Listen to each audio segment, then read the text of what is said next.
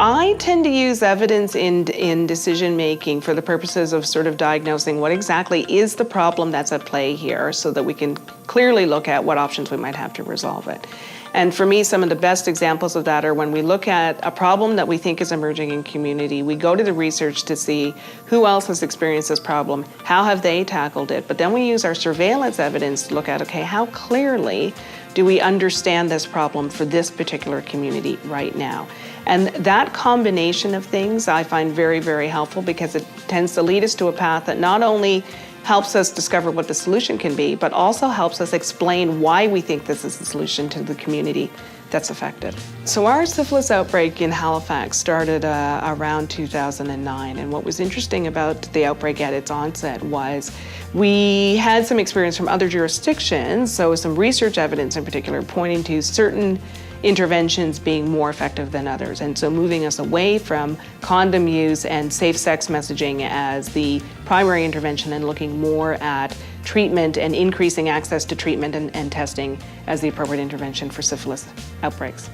And so we had that background. We were able to take that evidence to the gay community in Halifax in particular and ask them about, what do you think of this evidence? Does that make sense for here? Is the context that's described in these other papers similar to the context here? And their overwhelming response was, it absolutely works for here. And by the way, public health, if you try to do those things that you normally do, like condom use and like safe sex campaigns, you run the risk of becoming irrelevant to us as a community. We actually need you now. We want you to look critically at the evidence and actually do the things that both the evidence and our gut feel of our community are telling us make sense. And so having the evidence to start that conversation with that community was really important to us, and definitely steered us away from making a wrong decision in the absence of that context from community. So I think when we are, sort of launching solutions, even when we have the best evidence to suggest that the solution might work, another important piece of evidence to generate is the outcomes from our implementation of that solution. And so one of the easiest ways that we found to do that is simply to document what happens as we implement a solution. So we have the evidence that this solution might work. We try it.